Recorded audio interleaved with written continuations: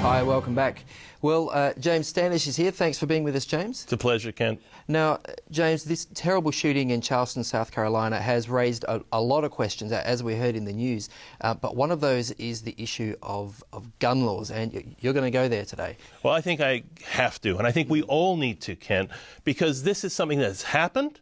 It's happened again now, and unless something changes, it's going to happen again. So, at some point, we have to take a step back and say, what is the commonality with all these mass shootings?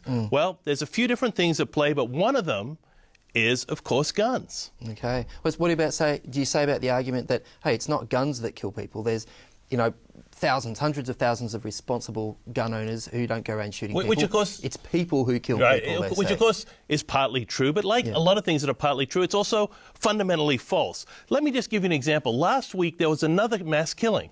It was in Graz, Austria, and in that case, a madman ran his car into a crowd and stabbed people. How many people died? 3. How many people died in South Carolina? 9. Guns kill people far more effectively and efficiently than knives do. That's the reality. So to pretend... That's what they're designed to do, isn't it? That's what they're designed to do, and they do it very well. Yeah. Similarly, in Sandy Hook, we had 20 children killed very efficiently, very quickly by guns, because guns have the ability to kill far more people, far more effectively, far faster than you can with knives or other things. So to say that guns are that people kill people, not guns, is completely nonsensical. People with guns kill far more people than people without guns, period. Wow, okay. Well, I mean, America's built on this foundation of, you know, liberty for the common man, and a part of this is the idea that, hey, if a government rises that is tyrannical, if the people have guns, they're going to be able to resist that. Isn't that a reasonable argument? It's not a reasonable argument. We have Britain, we have Australia, we have New Zealand, we have a whole host of countries, Canada and so forth, where they are not ruled by tyrannical regimes. There's not Saddam Hussein or Adolf Hitler or Joseph Stalin in these countries. Okay?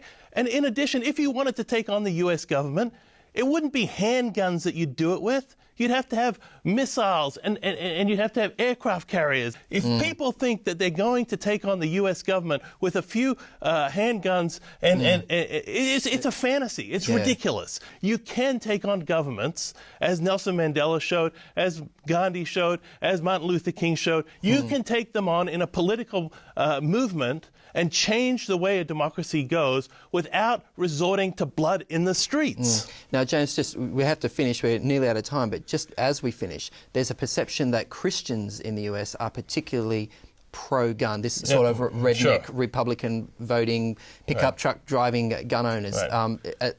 Would Christians put up with stricter gun laws? Gallup did a survey of church attendance, church attendees, excuse me. The more often you go to church, the more likely you were to support gun control. Wow. That's not more often you are to call yourself a Christian. That's a whole different thing, because anyone can call themselves a Christian whether they go to church or whether they're not. I just want to say one other thing, though, very, very importantly. The statistics are that for every one person, one criminal stop with a gun, there are 34 people murdered by guns, and there are 78 people who take their own lives. Wow.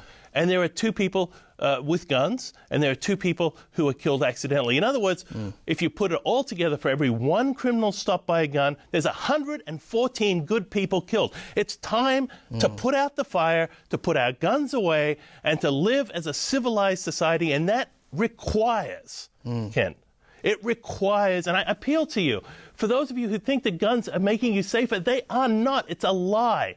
Countries around the world that have strict gun laws are much, much safer. And it's time to put away the guns and to re-embrace brotherhood and civilization. Wow, James. Well, you've got a lot of passion, but it's a serious issue. So, thanks, so much for being here today. Thanks for having me, Ken. We'll take a short break now. I'll be back in just a second with Family in Focus.